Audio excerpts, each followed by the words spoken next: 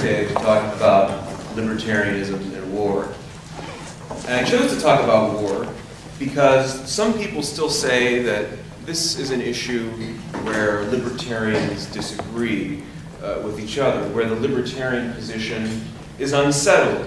Some libertarians are more hawkish, it's said. Some libertarians are more dovish. It's unresolved. So some people say that, us, the hawkish libertarians can go advocate war, and the dovish libertarians can go advocate peace, but really we should just get together and focus on the things we can all agree on, drugs, government spending, regulation, sexual freedom, stuff like that, and we'll agree to disagree on war.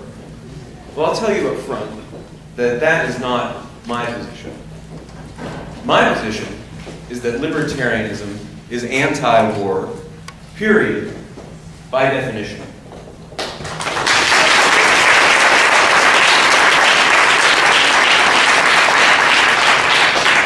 Well, maybe I need to give this talk to this room. I want to review the reasons why libertarians should oppose war anyway, and not only that, why we should consider this issue to be essential. It's not just one issue out of a bunch of others that we might talk about. It really should be one of our most important issues, maybe the most important issue to all of us as libertarians.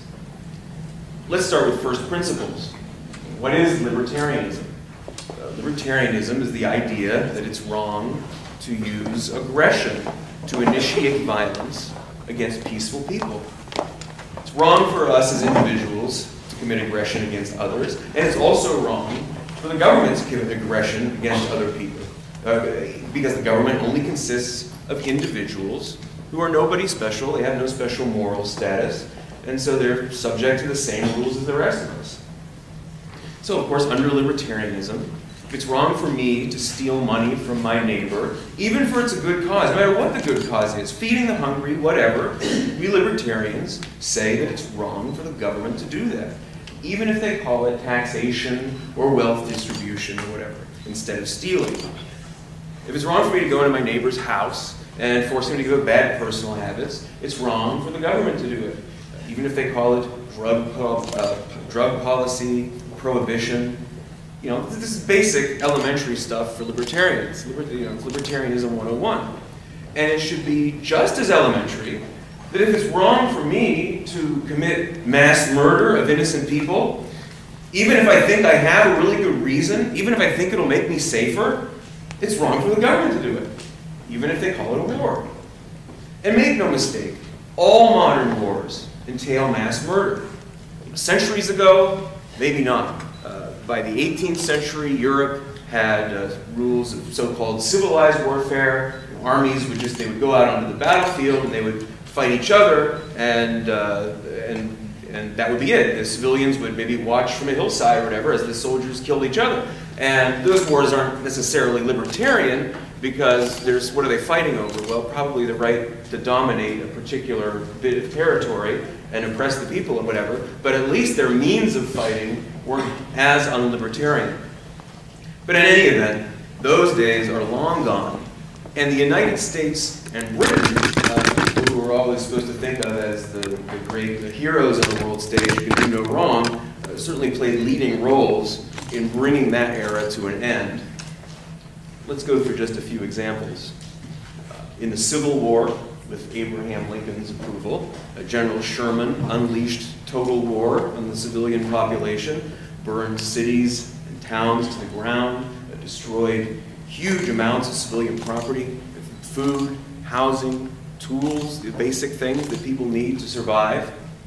And mostly, of course, for no reason, except just to terrorize the so-called enemy population. In World War I, certainly one of the greatest tragedies in human history, Winston Churchill was Britain's first Lord of the Admiralty, and he imposed a blockade that killed about 750,000 German civilians through malnutrition. Then in World War II, Churchill urged the deliberate bombing of German cities, which killed about 600,000 people and severely injured about 800,000 more. We're told all the time that Churchill's heroic. He's always being quoted. He's always being cited. People are putting up statues of him and so forth. But he's a terrible monster.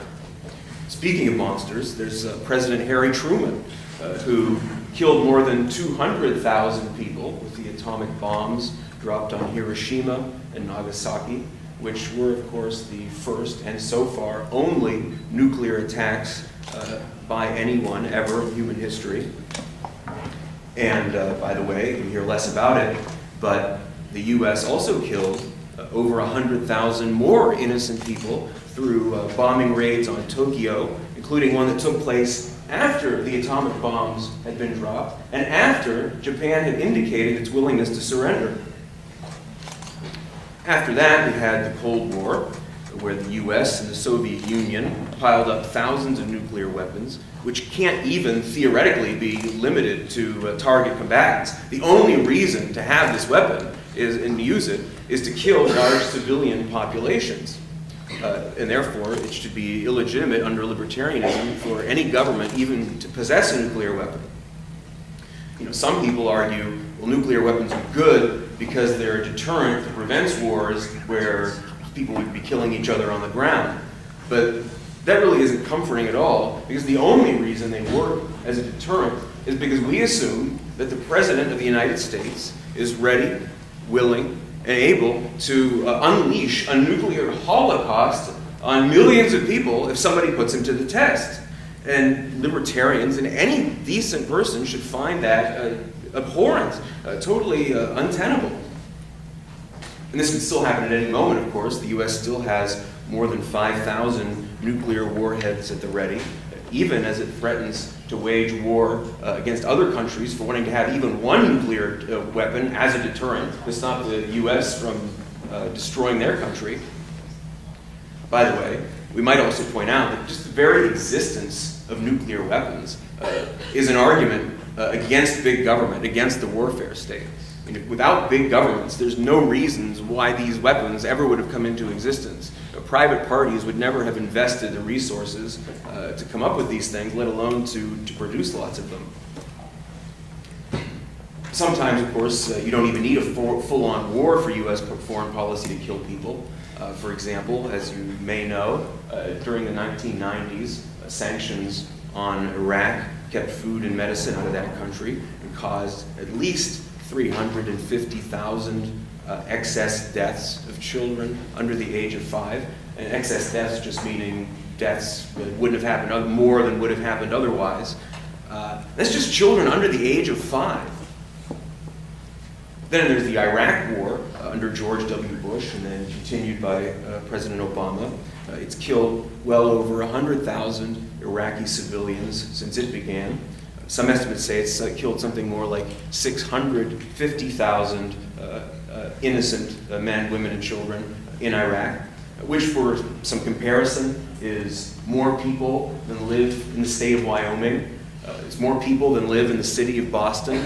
You know, imagine if some enemy of the United States killed everybody in Boston. I mean, that would just be, it would be horrific. And I mean, we would be forever at war against the people who did that to us. But yet we do that to people in other countries and seem to think it's okay. For some more perspective, you might recall that the September 11th attacks, which Americans tend to treat, which is a terrible tragedy, and Americans tend to treat it like it's the worst thing to happen to anyone, anywhere, ever. And of course, it is terrible. It killed less than 3,000 Americans. Well, today, of course, in addition to fighting wars, the US also kills innocent people in drone strikes in other countries where it supposedly isn't fighting wars. The drone strikes authorized by Presidents Bush and Obama have killed hundreds, if not thousands, of people in Pakistan. And hundreds, if not thousands, of innocent people in Pakistan, including nearly 200 children. Some might point out in defense of today's US military that it mostly doesn't try to murder civilians and does some things. I'm glad you find that funny, in a sense, darkly funny, to avoid killing more civilians than necessary. It tries to limit collateral damage, as they call it.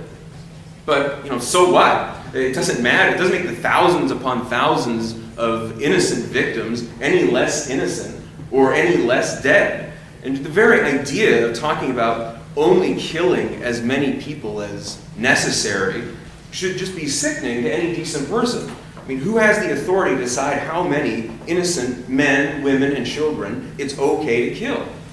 No one does, because it's not okay to kill even one innocent person.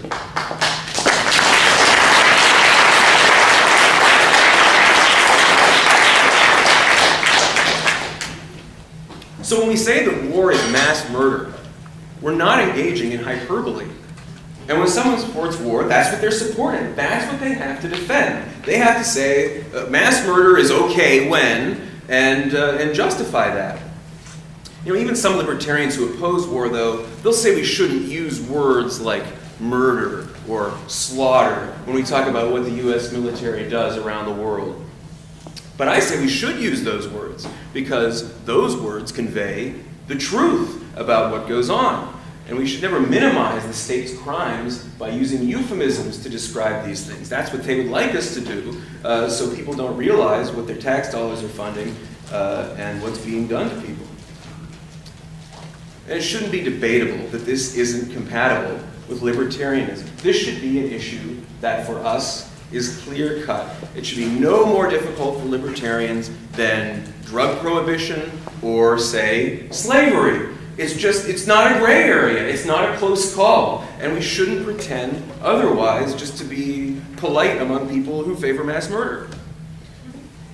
Well, before I go any further, I should add that for me at least, this isn't about judging people. I'm not suggesting that we go around calling soldiers or veterans murderers or anything like that. You know, like the rest of us, people in the military, they're just, you know, they're getting through life. They're doing the best they can. They're doing what they think is right. And most of them, like most of us, they're not willfully evil. They're doing what they think is best. And our society is dominated by the state. People are forced to attend public schools, and they're indoctrinated in this civic religion that tells them that being a soldier is a noble calling, that it's one of the most honorable, heroic things that you can be. It doesn't even cross most people's minds that what the U.S. military does is murder. After all, they're taught that murder is bad, and what the military does is good, so in their minds, it can't be the case that what the military does is murder. And so they're fed pro-war, pro-state propaganda from birth, so they won't feel any cognitive dissonance from this, even though, of course, their natural tendency would be to feel that. So against that backdrop, blaming someone for believing and even acting upon the ideas that the state has foisted upon them from birth it's sort of like, almost like blaming the victim. You know, if a young person was raised from birth in a religious cult, and being part of that cult was harming that person, and they had trouble shaping their beliefs, most of us would just feel sorry for them. We wouldn't condemn them or call them an idiot. And that's kind of how it is with the state. We anti-war libertarians see war for what it is only because we've been fortunate enough to discover the right ideas at the right time in our lives. You may have noticed that some libertarians have a tendency to go around attacking people because they don't already share our ideas. Libertarians' positions, they're so obvious to us that it's easy for us to have a tendency to think that they should be obvious to everyone. But that's really not fair. It's not a good way to spread ideas. It doesn't reflect a healthy attitude. My attitude is, if people don't share our ideas, it's really not because they're evil or stupid. It's because the right events haven't occurred in their lives to make them want to adopt our ideas. And in many cases, it's because we haven't done a good enough job of communicating our ideas effectively. Maybe it's because we aren't knowledgeable enough. Maybe it's because we don't understand our ideas well enough. Maybe it's because we don't understand other people well enough. So our focus should be on improving ourselves in these respects and on judging policies, judging particular actions that the state takes, not on judging particular people who join or support the military. Now, to be clear, when I say people, I mean regular people, real people, not politicians. They're the ones who decide what our policies should be. You know, they think they have the right to rule over us, and when they decided to run for office, they were asking for it. You know, they're asking to be judged based upon their ideas, and I have no problem doing that. Politicians might be doing what they think is right too. They might also be the products of state indoctrination, and on that level maybe you can feel sorry for them, but you've got to draw the line somewhere. So it's always okay to judge politicians and to call them murderers if they endorse and enact murderous policies. The fact that war entails mass murder probably should be enough for anyone to oppose it, I would think. But there are additional reasons why libertarians should oppose war. War also violates libertarian principle because it's funded not by voluntary contributions, but of course by taxes, which libertarians consider to be theft, legal plunder. Or it can be funded by debt or inflation, which amount to the same thing. Debt's going to have to be paid by future taxpayers, unless it's repudiated. And inflation, of course, effectively steals from people by reducing the value of their money. It's a basic principle of libertarianism that it's not okay to steal someone's money to achieve your goals, no matter what your goals are. There's no reason why it should be okay to steal to pay for a war.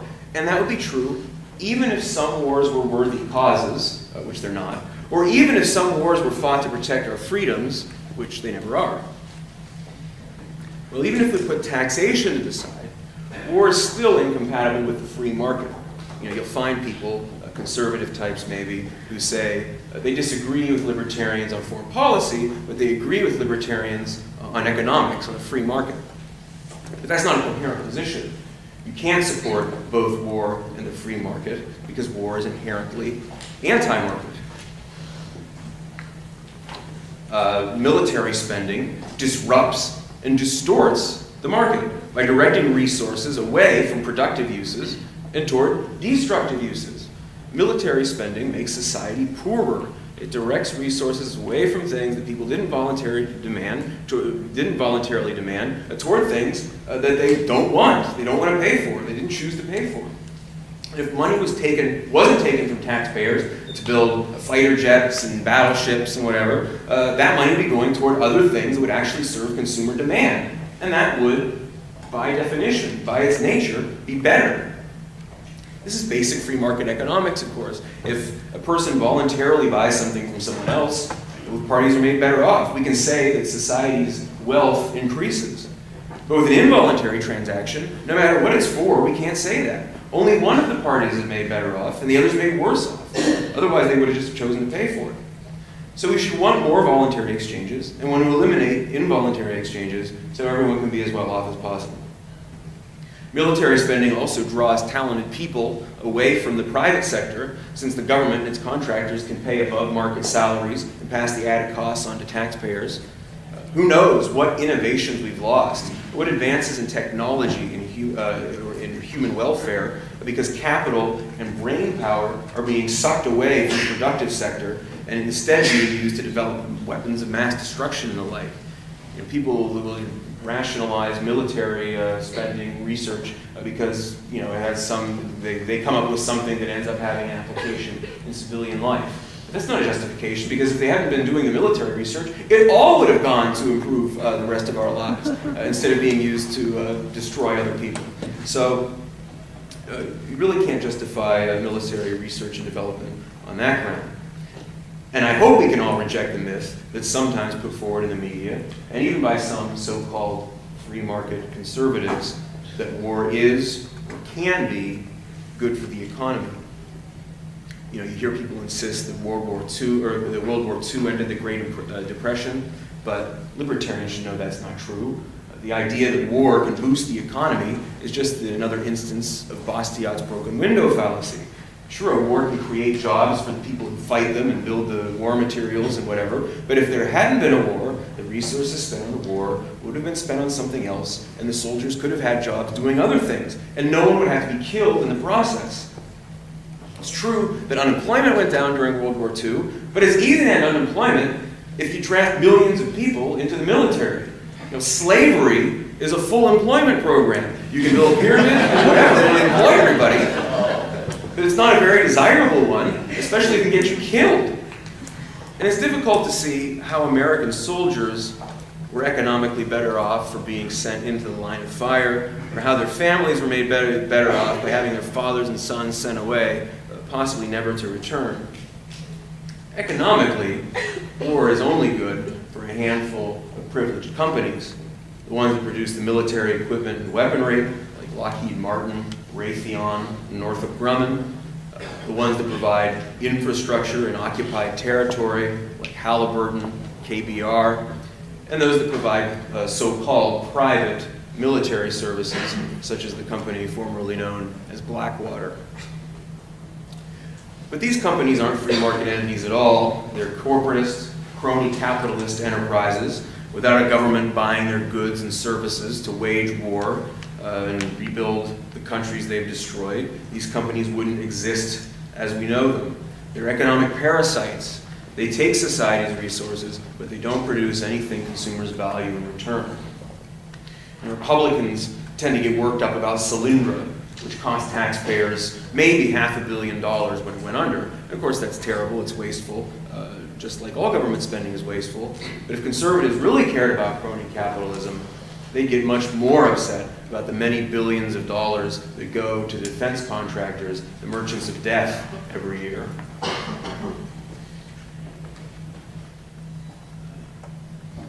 Historically, wars have involved severe interventions into the US economy. America had a relatively free market economy before World War I. I mean, there were terrible interventions, obviously. Slavery is a terrible exception. But otherwise, we didn't have the huge federal leviathan that we had now regulating the economy. Things were relatively free in that respect. But then during World War I, despite this history, everything changed. The government nationalized the railroad, telephone, telegraph industries. It intervened as never before in things like labor relations, agriculture, manufacturing, many other areas. Now, some of that went away after the war, but the precedent was set. So now, thanks in part to this war, it was sometimes okay for the government to do these sorts of things. In World War II, the government imposed rationing and price controls for a wide range of goods deemed to be necessities, things like gasoline, tires, coffee, canned foods, meat, sugar, typewriters, imposed wage controls, including maximum wages for employees of private businesses. So much for wartime prosperity, right? You can't get anything, you can't make over a certain amount in a bunch of industries. This is a terrible way to live. Most of that was repealed after World War II, but not all of it. For example, during the war, the government started withholding taxes from people's paychecks. And it used to be, you just had to pay your taxes when they came due. But during the war, the government, so it could get money sooner, started taking money directly out of people's paychecks. And this is bad in a couple of ways. For one, it's just worse for you to have the money taken from you sooner, because if you kept it, you could invest it or earn interest on it, or just have it in the meantime. At the same time, because automatic withholding spreads the pain of taxes out, and you never, over the year, and you never actually have the money, so you don't feel the psychological pain of having it taken away from you, people don't get quite as upset about taxes as they might if they had to write a gigantic check on April 15th. Of course, now people get the opposite effect. After April 15th, they get a refund check, and so they feel like now they're getting this gift from the government. But people accepted all this in the first place only because it was sold as a temporary wartime measure, but of course it was never repealed. This brings us to another important reason for libertarians to oppose war, which is that war allows government to impose many new policies and programs which are often introduced as temporary, but then never go away. Randolph Bourne's famous quote, "War is the health of the state," appears a lot in libertarian literature, and the reason, because it's true. Robert Higgs has described how this works in his groundbreaking book, Crisis in Leviathan, which everyone here should read if they haven't already. Higgs has shown how wars and other crises lead to permanent increases in government power in what he calls a ratchet effect. During a crisis such as a war, government greatly increases its size and power, and then once the crisis is passed, The government's powers shrink back to some extent, but never back to where they would have been if the crisis hadn't occurred in the first place. The result is that people permanently tolerate bigger government than they would but for that. Government expansion during war changes people's ideological perspective kind of permanently, creates a precedent in favor of big government, and it leads people to think that government it isn't all bad, it can get things done. Look, we had this war, and the government just took control of things, and we got things done. And so people are more open to thinking that for any reason after a war. But it's not actually reasonable thinking. It's based on a fallacy, the post hoc ergo propter hoc fallacy. Well, we won, therefore the government's collective war policies must have been necessary and proper, and must be a good way to achieve things. Also, special interests take advantage of government expansions during a crisis, and then once they get their programs in place, they're very difficult to get rid of for the public choice reasons that special interest groups are hard to fight off. Government becomes permanently bigger as a result. Libertarians, by the way, aren't the only ones who noticed this. We're glad that government officials have noticed this. They know they can exploit crises to increase power in this way. Maybe you recall a few years ago, Rahm Emanuel, the mayor of my city and the former White House chief of staff, said that you never want to let a serious crisis go to waste because it provides the opportunity for us to do things that you could not do before. You know, sometimes crises just happen, like a natural disaster or something like that, but the power to make war lets government create its own crises, and which makes war one of the most important ways that governments can increase their power. I mean, most crises are created by the government, but kind of over the long term, and maybe unintentionally, with a war, you can just whip one up immediately. One way government expands at home during a war, virtually any war, is through increased restrictions on people's civil liberties. For example, in World War I, it's amazing what people put up with in World War I. You know, people talk about how our country used to be more libertarian, supposedly has some kind of libertarian roots where people appreciate limited government and whatever.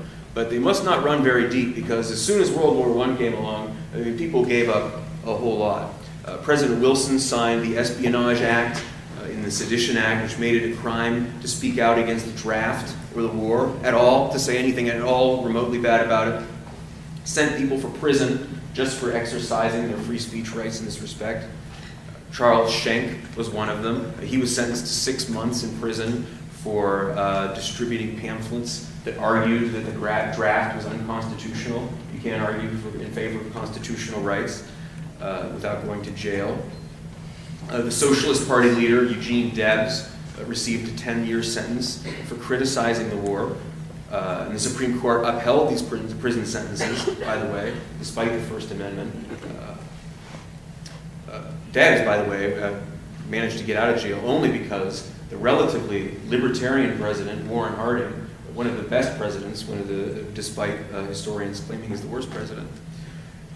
During World War II, the government perpetrated one of its most notorious attacks on the rights of peaceful people when it imprisoned some 112,000 people of Japanese ancestry, men, women, and children, most of whom were American citizens, in relocation camps for nearly 2 years. Once again, the Supreme Court allowed that. They allowed the executive branch of government to do this because the court, like most everybody else during war hysteria, is willing to allow the government more power in wartime. Free speech was abridged again too.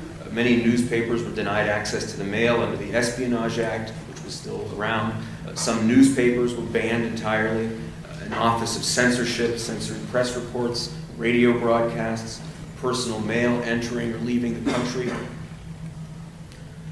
addition to that, the government put almost 6,000 conscientious objectors to war in prison just for refusing to go fight in the government's war. Today, the so-called war on terror, as you may have heard, is destroying liberty. This war is different from all the others because the others, they ended and there was an opportunity to scale back. There was really no excuse for not scaling back. But now, the war on terror is presumably never going to end, since the government can always claim there are more terrorists out there somewhere. And at least with the wars in the past, there was an ending point. Now, though, they just keep piling on more stuff and more stuff without ever repealing anything. And that's exactly what they've done. You probably know what these things have included, some of them. Secret warrantless wiretaps, people's phone calls.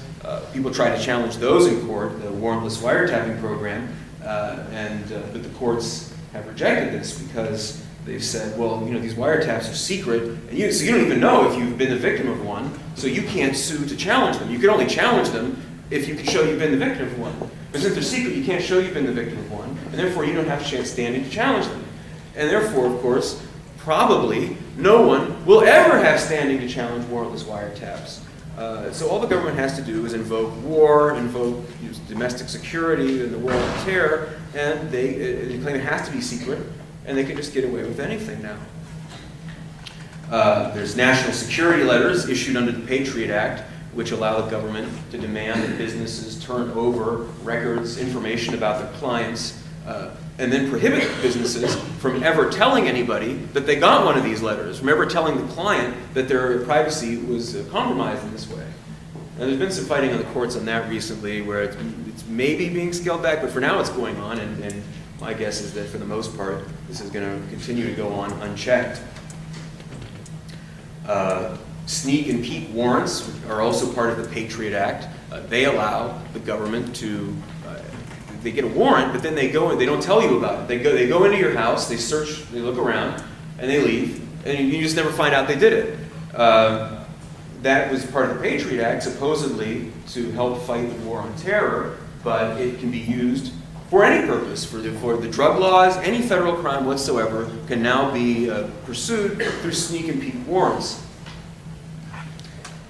Then there's the TSA. Of course, it makes people take off their belts and shoes, follow orders, forces people to choose between walking through potentially hazardous scanners or facing an invasive pat-down search.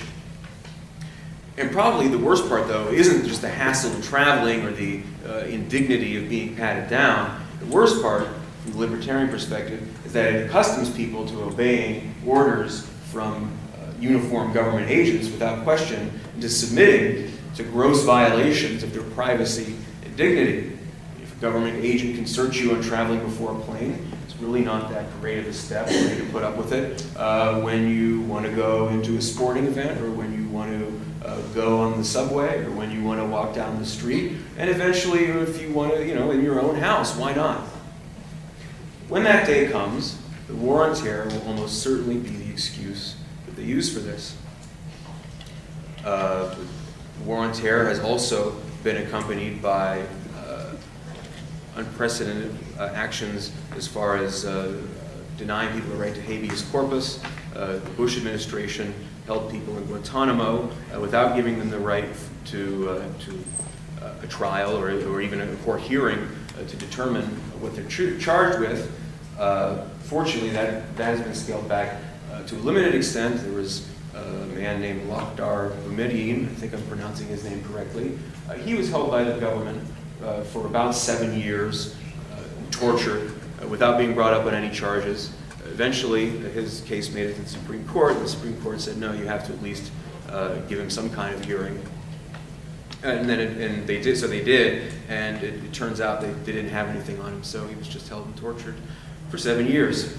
I suppose if another country did that sort of thing, we might think about invading them because they're terrible violators of people's liberties. But the U.S. does this sort of thing unchecked, and of course it's continued to go unchecked under the Obama administration. The Supreme Court kind of curbing things at Guantanamo has shifted the action a little bit. Now the Obama administration does it at the Bagram base in Afghanistan, and who knows what else is going on in there.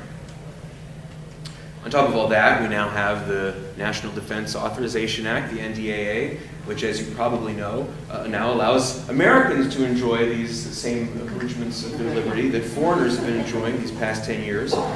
They can now theoretically and definitely detain American citizens without trial, and I won't be at all surprised when that starts happening. Or if it has started happening, we just don't know about it yet. That passed Congress with bipartisan support. Was signed by President Obama without much controversy outside of libertarian circles. And why would it be controversial, since it's being done to keep us safe from terrorists? Another problem libertarians should have with war is that it fosters collectivism, particularly nationalism. As libertarians, we treat people as individuals, not people of any group they happen to belong to by accident of birth. We think all individuals have the same rights, and we think that the law should treat them that way. We don't believe in collective guilt or collective punishment or collective less rights for some people. If I believe, if I believe, or even if I know that people from, say, a certain neighborhood in my city are coming into my neighborhood to commit violent crimes. I know what's going on. They're violent. They're stealing. They're committing rapes. Maybe they're committing murders. I can't respond to this by going over to the other neighborhood and just start shooting it up or blowing up houses in the hopes of getting the bad guys in the process. And yeah, I can't do that even if the neighbors won't talk to me. They want to snitch on the guy, so they're sort of harboring him by not turning him over to me. I can't do that. That would be crazy, and I would greatly be considered a psychopathic criminal if I took that upon myself. Instead, libertarian principles of justice, and really even ordinary principles of justice that everyone subscribes to, say that a particular individual who has been harmed by a particular criminal act can seek restitution from that criminal. And that's it. You can't go after a criminal's friends and family and neighbors. They didn't cause your injury. So according to principles of justice that have existed in Western civilization for hundreds of years, they're not liable. And in no event can you punish a criminal before he commits a crime, because you think he might commit one in the future. That's the stuff of dystopian science fiction. It's stuff that everyone thinks is terrible. And yet, in war, people they throw away our individualism and all of these normal principles of justice. A foreign government might have weapons of mass destruction, or might try to acquire weapons of mass destruction, or maybe they have them and might use them. And that, in a lot of people's minds, somehow makes it okay to not only kill the people who are part of that government, but anyone else our bombs and bullets might happen to hit in the process. Very few people would consider that approach acceptable if it were carried out by the police in our own country. But when the victims happen to live on the other side of a national border, people somehow become okay with this. Well, as libertarians, we should recognize that there's no good reason for that. People are no less deserving of the right to life and to due process of law just because they happen to have been born in a different place, under the domination of a different government. Their lives aren't worth any less than ours. But when we wage war and are willing to accept those people's deaths in the process, it seems to me that's implicitly what they're saying. To protect any threat whatsoever to our lives, it's okay to kill whoever we think is necessary because they're not as important as us. But the whole our lives, their lives, us versus them, it's all collectivist. It's atavistic, it's dehumanizing, it's barbaric, and it's not compatible with libertarianism. And I think maybe people do fall into the trap of thinking that somehow these people, because they live under a super oppressive government, theoretically, that they actually do become less human. It's like, well, their government wants to reduce them to the level of animals or insects, and so really, no one there. I think Ayn Rand once said, well, no one in the Soviet Union is happy. But this is so, so if we kill, if we have to kill innocent people, well, come on, what are we losing here? They should have fought back against the government if they wanted to be real human beings. And that's not an exact quote, don't hold that against her necessarily, but you can imagine this attitude anyway, of thinking that people are somehow lesser because their government has reduced them. But sure, they're less happy, they're less free, but they're just as human, and they're going about their lives day to day in much the same way that we do. I mean, they're getting whatever happiness they can out of life, just like all of us. They have families that they care about and love, and they have hopes for the future, just like everybody else. And so you can't discount that. You can't say that their less free lives are really worth less. And of course, all of this kind of thinking can easily be accompanied by racism and other bigotry. I mean, just look at the crude, disgusting, anti-Japanese propaganda that was all over the place during World War II, to say nothing of the US government's treatment of Japanese people. Or look at the anti-Muslim hysteria among certain conservatives.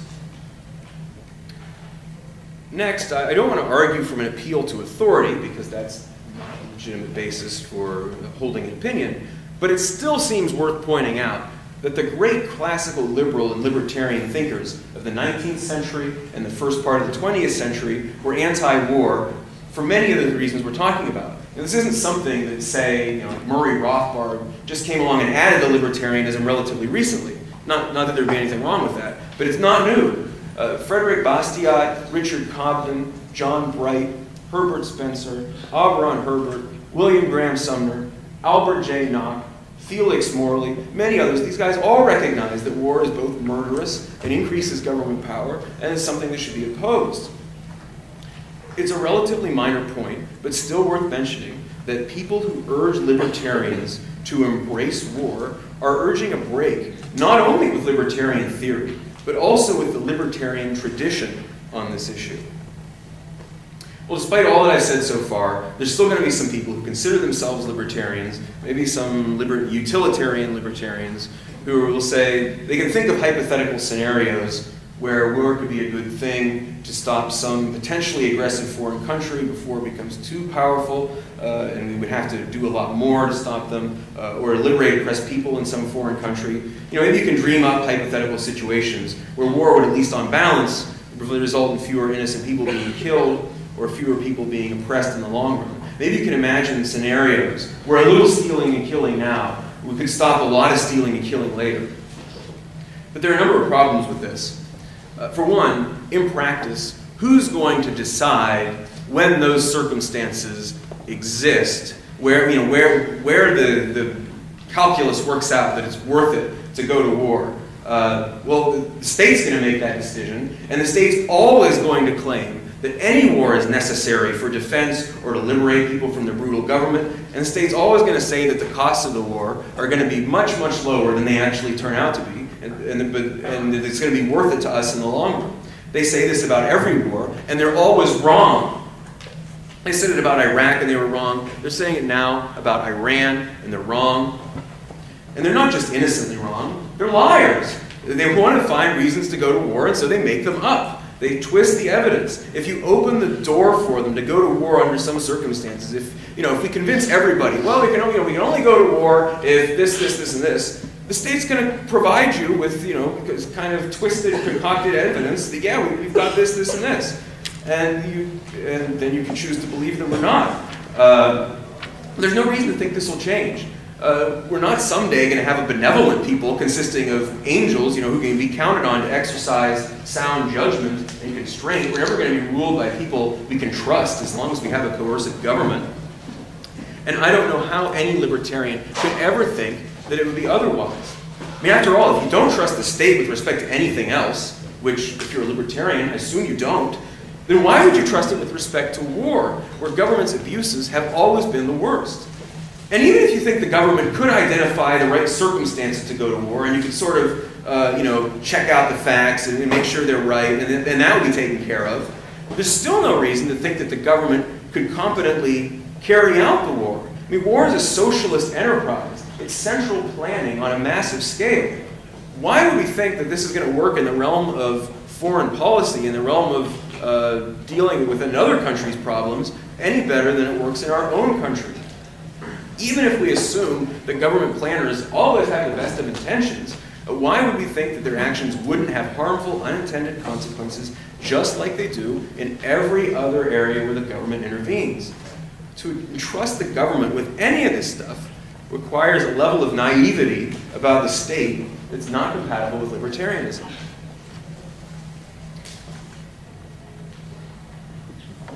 See that I'm short on time. People say, well, what about terrorism? We've got to do something about terrorism. But of course, the threat of terrorism is itself greatly exaggerated by the government. If there were really a lot of terrorists who wanted to kill us, who were suicidal and crazy about it, they would just do it. I mean, you know, they could just be blowing up schools and stuff, but they're not, because there are no terrorists. So there's so few that it hardly matters. You know, I mean, on the scale of threats that we face, it's just so incredibly low that it's hardly worth restructuring our government and our lives over it. And of course, to the extent that there is a threat of terrorism, as probably everyone in this room has heard Ron Paul and others explain many times, it's mostly because we have provoked people around the world through our meddlesome foreign policy. Doesn't make their terrorism okay, of course. That's unlibertarian too. But it's responsible for it. So if you want to minimize the chances of a terrorist attack, that would be the solution. People might also point to horrible crimes committed around the world that they think only U.S. military intervention could put a stop to. You know, they might say, well, what about the Holocaust? I mean, you got to do something about that, right? And of course, the Holocaust is one of the greatest tragedies in human history. But you might notice that our military intervention didn't stop the Holocaust from happening. It happened, and there's evidence that's rather convincing to show that it was accelerated and maybe happened more or worse because of our intervention.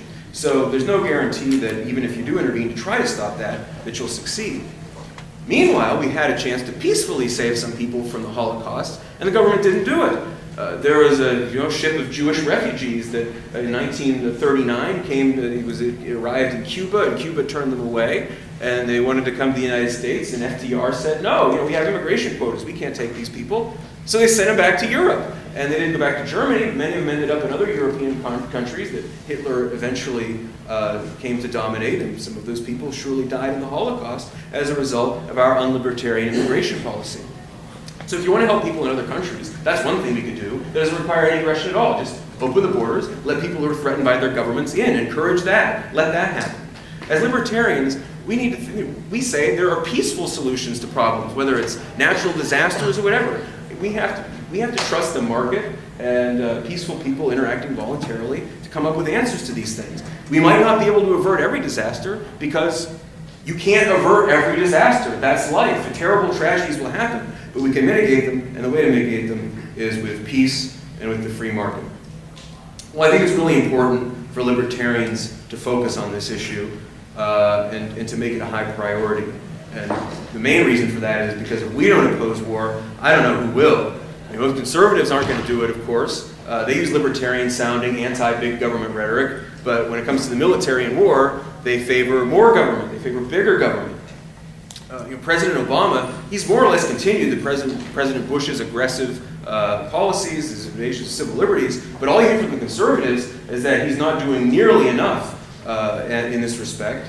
And so both sides are only escalating things. No one's proposing to roll things back.